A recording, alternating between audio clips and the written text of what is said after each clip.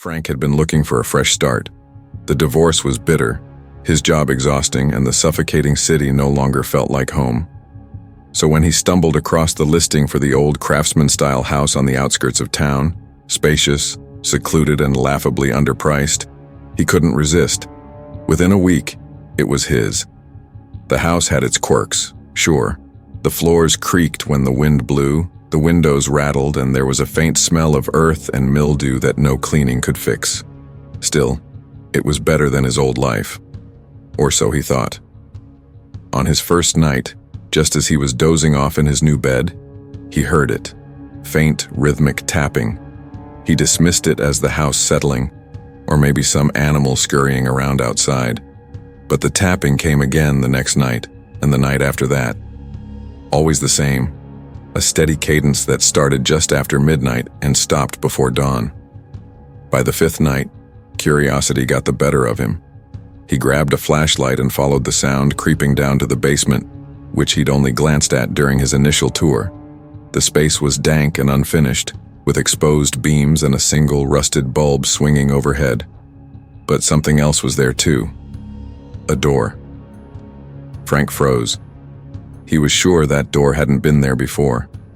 It was old, made of heavy wood, with iron hinges that looked rusted shut. No handle, no lock, just a plain, featureless door pressed into the far wall. The tapping came from behind it. Probably just the pipes, he muttered, backing up the stairs. But his voice wavered, and he couldn't quite believe his own words. Over the next week, the door began to consume his thoughts. During the day, he told himself he'd imagined or that he'd simply missed it on his first inspection. But at night, as the tapping returned, precise, patient, his rationalizations crumbled. He avoided the basement as long as he could, but on the eighth night, he gave in. Armed with a crowbar and his flashlight, he descended the stairs and stood before the door. The tapping stopped the moment he stepped closer, as if it had been waiting for him. Frank pressed his ear to the wood. Nothing. He rapped the surface with his knuckles. It felt solid, thicker than it should be. He tried to wedge the crowbar into the seam, but there was barely a crack to work with. Frustrated, he kicked at it only to hear a muffled sound behind it, a groan, or maybe a whisper. His blood ran cold. He stumbled back up the stairs and bolted the basement door behind him, telling himself he'd been hearing things. But sleep was impossible. That night, and every night after, the tapping grew louder. One evening, desperate for answers, Frank called a local historian. An elderly man named Arthur came by the next day. As they stood in the living room, Arthur's face grew pale when Frank mentioned the basement. This house, Arthur said carefully, had some unpleasant history. A family lived here about 60 years ago. They were quiet folk, but one day they vanished. Just up and disappeared. There were rumors, of course. Some said the father, that he went mad. What happened to them? Frank asked. Arthur shrugged. Nobody knows. The place has sat empty ever since. People claimed it was cursed. Strange noises, odd sights. If you don't mind me asking, why did you buy it?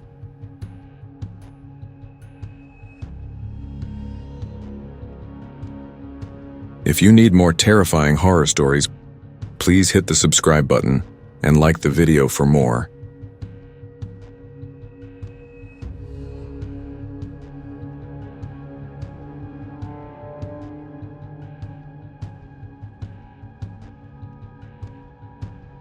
Frank didn't answer. That night, Frank made up his mind. He couldn't live like this. Whatever was behind the door, he'd face it. He went down to the basement just after midnight. The door seemed larger now, its edges warped, its surface darker. The tapping was almost deafening, echoing in his ears even before he reached it. Without thinking, he slammed the crowbar into the wood, splintering it. He worked furiously, yanking and prying, until the door finally gave way, revealing a yawning blackness behind it. He shone his flashlight into the void. The beam didn't reach anything. It was like the light was swallowed up. And then the tapping started again. But this time, It came from all around him, like 1,000 hands beating in unison.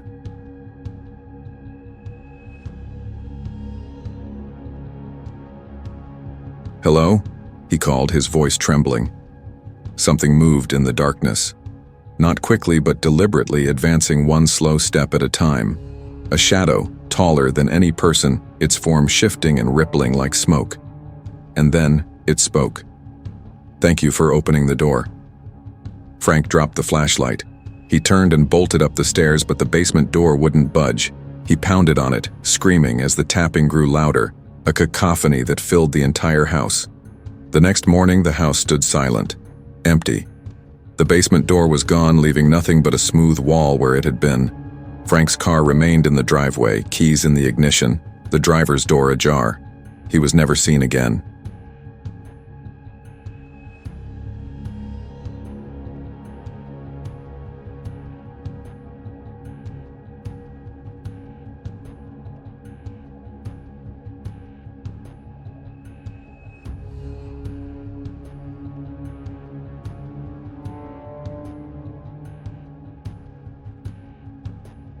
This is the end of the story. The next story. The first time she saw it, Helen chalked it up to exhaustion. Long days at the office, sleepless nights, a mind that refused to quiet. All ingredients for the tricks the brain liked to play. The figure had been nothing more than a smudge on the window, a faint outline cast by the street lamp across the road. She hadn't even risen from the couch to investigate. Instead, she yawned, shut the curtains, and told herself she'd clean the glass in the morning. She forgot, of course. Work consumed her days, and by the time she returned home each evening, fatigue sapped what little energy she had left.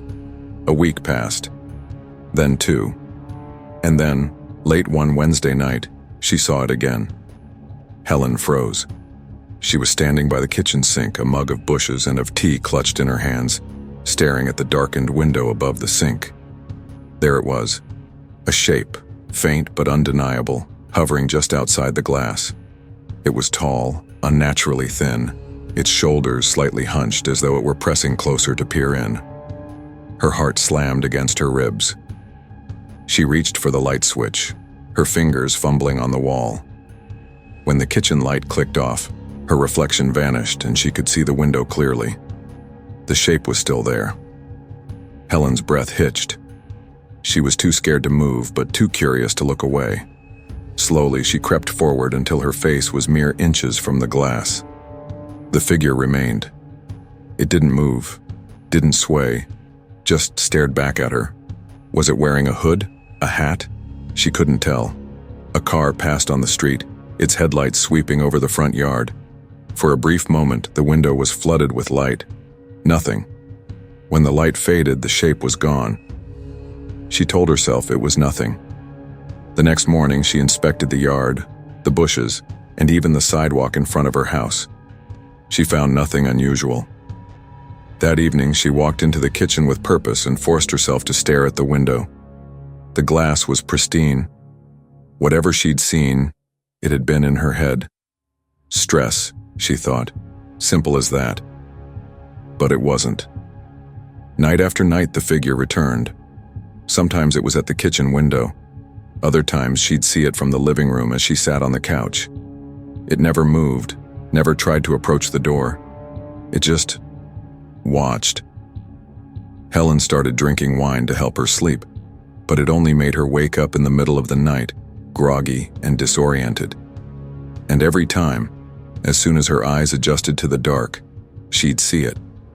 The shape at the window, waiting patiently as though it had all the time in the world. She told her coworker Carla about it one morning over coffee. "It's just your nerves," Carla said. "You've been under a lot of stress. That'll make you see things. I'll loan you this meditation app I've been using. Works wonders." Helen nodded and pretended to be grateful, but Carla's words didn't ease her fears. Deep down, Helen wasn't sure if it was stress or something else. The next night, she decided to take matters into her own hands. She bought a camera, a cheap motion-activated one, and set it up in the living room facing the front window. She wasn't expecting much. She just wanted proof, something solid to either confirm her fears or debunk them entirely.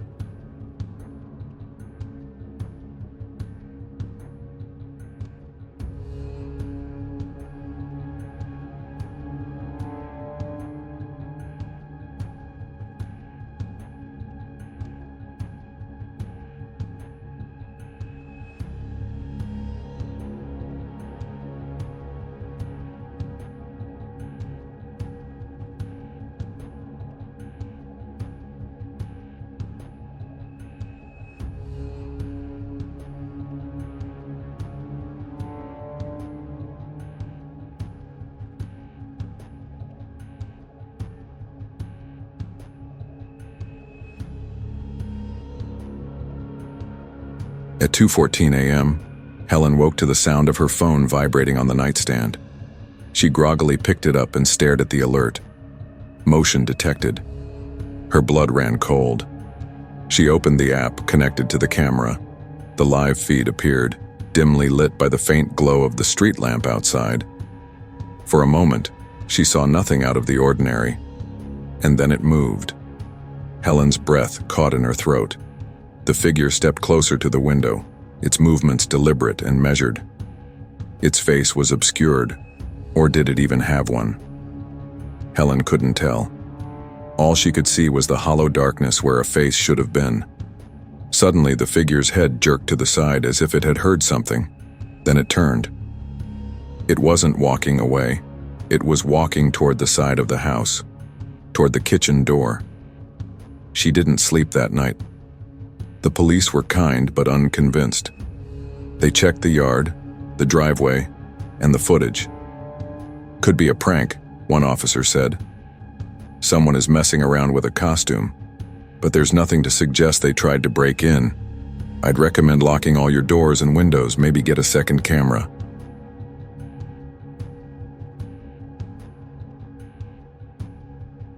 Helen nodded, though the answer felt woefully inadequate. The final night, Helen decided she wouldn't sleep at all.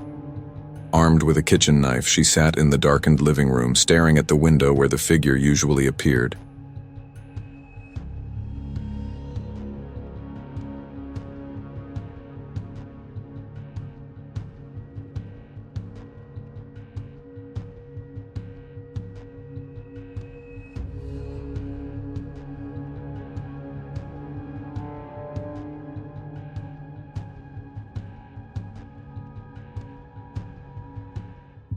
Midnight came and went.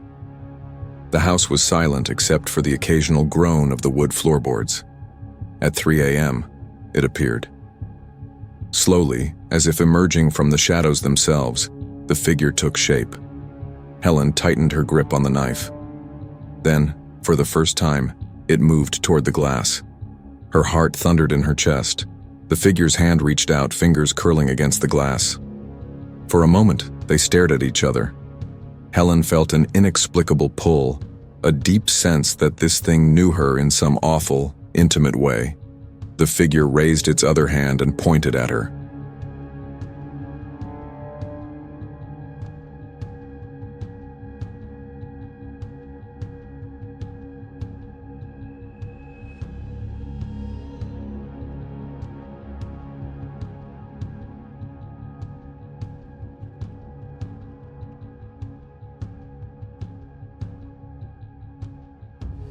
No, not at her. Past her. Behind her. Helen froze. Slowly, she turned her head to look over her shoulder. And the last thing she saw was the hollow darkness where a face should have been. This is the end of the story.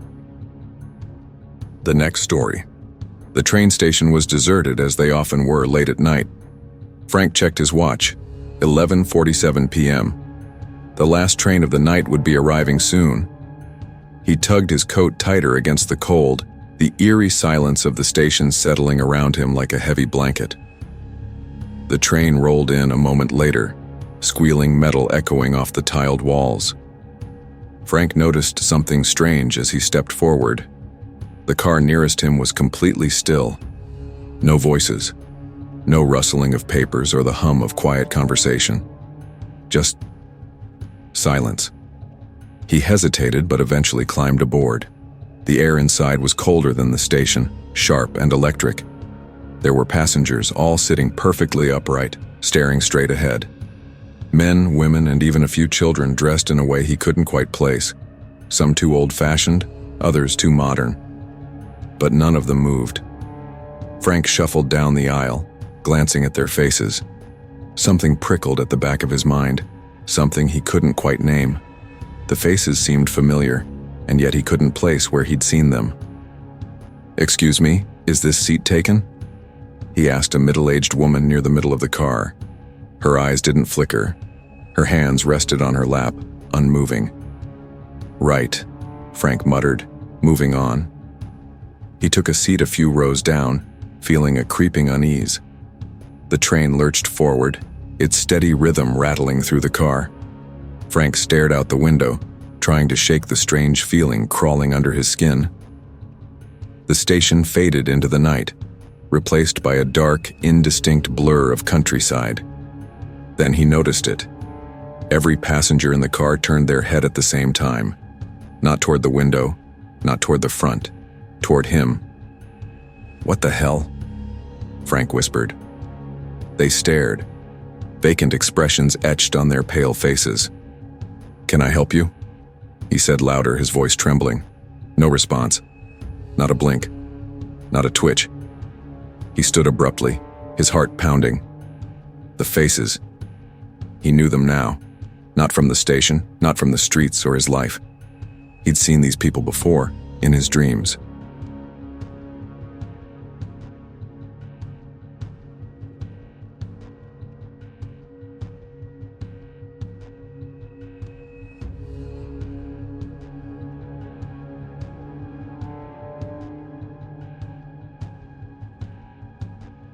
No, his nightmares. There was the woman in the tattered red dress who always smiled as she whispered his name in his sleep. The balding man with wire-rimmed glasses who stood at the foot of his bed night after night watching. The boy in the striped shirt whose laughter turned to screams that tore him awake. They were all here, every one of them. "This isn't real," Frank said, backing toward the door. "I'm dreaming. This can't be real." As if hearing him, the train's lights flickered. When they came back on, the passengers weren't in their seats anymore.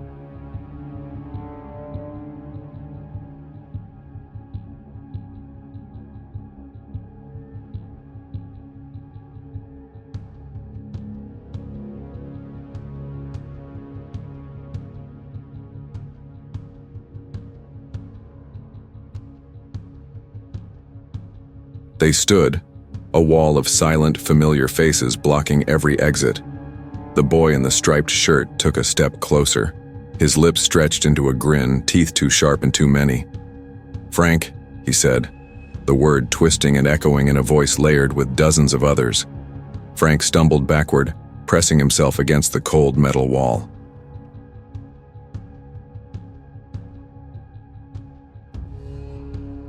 If you need more terrifying horror stories, please hit the subscribe button and like the video for more.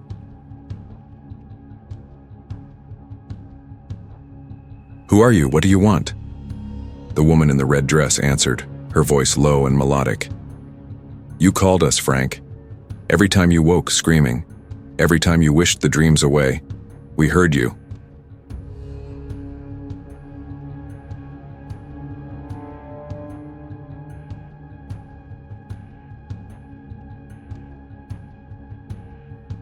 No, this isn't happening."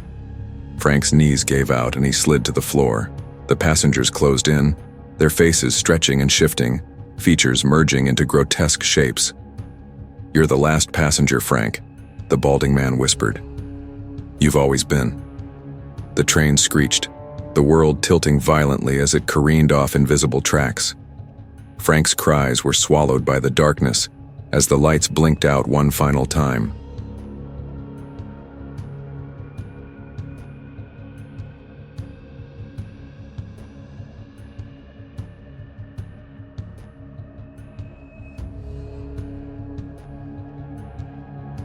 When the train returned to the station the next night, it was empty again, save for a single new passenger, sitting stiffly in his seat, staring straight ahead.